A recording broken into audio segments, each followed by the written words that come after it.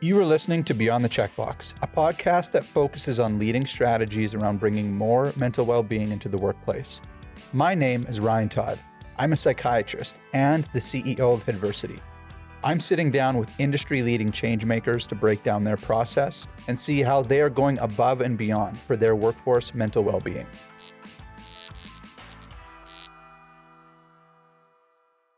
Amongst those 10 Canadian groups that are about your size, are you, I'm always interested, you're a very visible CEO. Like you're posting on LinkedIn, you're doing events, you're out in the community. It seems like it would be a core competency for a CEO in a business development kind of way. But I don't know. Are the other CEOs as visible as you? Like you're out there. You're always posting. You're always doing stuff. Well, I think I learned this in COVID, I suppose, in that the organisation does want to see you and see what you're doing. Yeah. And so therefore being visible to the organisation is important. How you do that, LinkedIn is a tool that we use, obviously. But I think, for me, a little bit is the role has matured over a period of time where we've got the organisation on a very stable footing. Leaders are doing what they're doing. So this has allowed me to do perhaps more outwardly facing things, and that's what I do see part of the role that see as the role or part of the role. So it's allowed me to do that. So and hopefully time will tell whether that's is adding real value. Those things are always difficult to measure, but we're trying. I do see that as part of the job, and interfacing with key decision makers where you possibly can. Is there like when you say real value, you think there's a risk of it not being real, or it's just like in software we call them vanity metrics? Like, oh, you got 8,000 impressions on LinkedIn. Who cares? Is there a risk of that? Like, exactly. That's the, is that how much revenue can you generate? Those sorts of things I think is important. How many key decisions can you alter, lobby, change, facilitate, that type of thing. Yeah, interesting. And I think that's an important part of the job. And I think also is to be seen with your peers as well as somebody who's trying to take the industry in a certain way as well. I think that's a key part of the external focusing. So absolutely, it's with customers, but it's also with your peers. Trying to sort of move the industry, in whether it be in the way work is procured or whether it's health and safety, things like that. Trying to change attitudes there. Yeah, I think you do.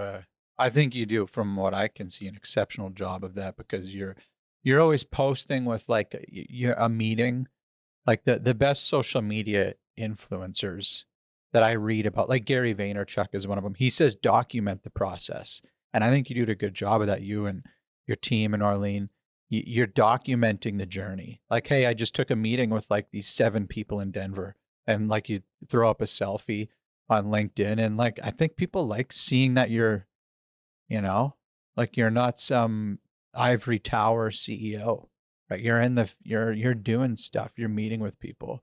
That has a real impact, I think.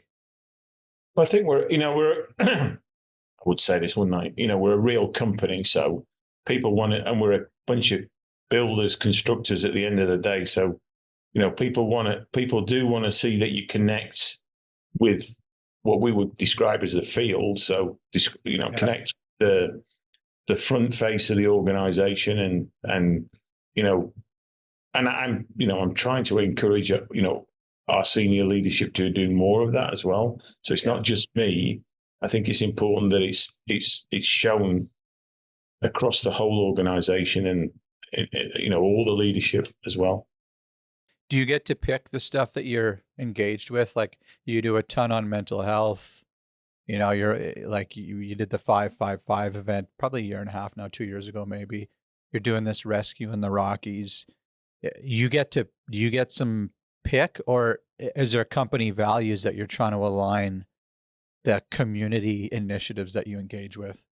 Well, there's a bit of everything really there. I think there's stuff that, I think again, part of the role, I think there's a piece of the role that is to give back. Yeah. Now, whether that's personally or the organisation, I think there's a piece of you get to a very privileged place, and therefore you have got you've got a certain profile, and so you want to use that profile as much as you can in a positive light. So for me, that's there's some things there that I can choose to do, and 555 was a sitting in the office with Tony Clark, who's our chief legal counsel, one of our executives, and um, thinking that we've got to do something. What do we do? And you know, um, it's got to be a challenge. It's got to cover the whole organisation. So we worked through like ideas, and we came up with this. Well, I could probably only run 5 kilometers at a time, so. So how do you link it all together? And that's what we came up with. So there's stuff like that. And then there's stuff that we do just naturally. We give to the food bank every July time. We do Yeah. what we call, again, something born out of COVID, one walk, where we get people to sort of go out and participate in physical exercise because we want them to be mentally well. And so doing that, we promoted that, so that's got legs of its own, and we participate in that. So some of it's chosen, some of it's targeted, some of it's what the organisation has got in its DNA to some extent. But there's a couple of things thinking about that. We've talked internally long and hard about culture over the last couple of years. So bringing out the values that we have is important, to sort of, promote those and be role models of our values to the organisation. So that's certainly something that we're very deliberate. And then in 2026 will be 100 years. So again, we're already Wow. starting to plan what that looks like, and what we're going to do. So those things aren't, you don't do those things overnight. So we know we're trying to get ready for the millennial. So there's so that'll be a big focus coming in the future. It's pretty cool. 100 years. Yeah, there's like a different level of responsibility almost. Like Kidversity's been around, I don't know, 6, 7 years. When it's 100 years, you have a lot to protect there, not just grow, but protect. Yeah. Tell us a little bit about the rescue in the Rockies. This is a cool event. And I'd be a little nervous if I were you, I'm thinking. I don't know, are you nervous for this? Well, the first piece of nervousness was to raise the $50,000, which is like the sort of almost like the entry fee, if you like. Yeah. So and so thank you for participating in that. I mean, that's great of you to support that. So that was the first. I think that's been the biggest fear, that we wouldn't get there, but obviously we've got there and beyond that now. So I think getting that done. I'm sort of not quite sure what I'm not sure what to anticipate actually when we get there. When they leave us for sort of probably 8 hours. What condition is is it going to, what's the weather going to be like? Um, and then what are the challenges that they're going to put in front of us? So there's a little bit of um, um, nervousness there, I suppose. I think I mean, it's not going to be overtaxing. So I think, from a physical perspective, I'll be okay for it. So, but it's always been the pressure on raising the money in those sorts of things. That's always a big thing. You don't want to let anybody down, Yeah. so you want to be able to do that. So that's fine. And then, you know, yeah. I mean, it could be snowing, couldn't it? So Yeah, I think yeah, it is September in Alberta, so it could be snowing. So they drop you off and then you have to get out of there. And like after 8 hours, if you're lost, what happens? Like you stay in the mountains? So I mean, I think that there's obviously they're going to make sure you get home, but there's um, so they'll take us there, drop us off, and there's five of us in total. I think there's a bit of there's a facilitation going on, so there'll be some challenges on the mountain, um, and I've been asked to get some people prepared for a phone call. So I've done the fundraising, but there'll be a requirement to call some individuals while I'm out there to help bolster that. So I've got a couple of other people who I'll ring on the day who will contribute to obviously get the funds up in order to get me home. So Nice. that's and I'm just hoping that they turn up with their promise, which I'm sure they will. I'm not quite sure whether there's been any campaign going on internally in Graham to avoid putting any money in to keep me out there. So I'm not sure about that. Sabotage to keep you out there. Yeah, you better bring your sleeping bag if everyone's sitting on their wallets. Yeah, You don't want to yeah. be stuck out there. I think it's cool. I mean, there's an event when we get back. There's a bit of a fundraising event in the evening as well. So just to sort of celebrate what we'll have achieved. So that's quite nice. And with these things, whenever you set off to do something, it's fascinating that there's an unforeseen consequence, isn't there? When you do these things, and we've so we got involved in this probably in about June, and we made our first sort of internal sort of push to get the funds. And so we went, within the internal communications and everything.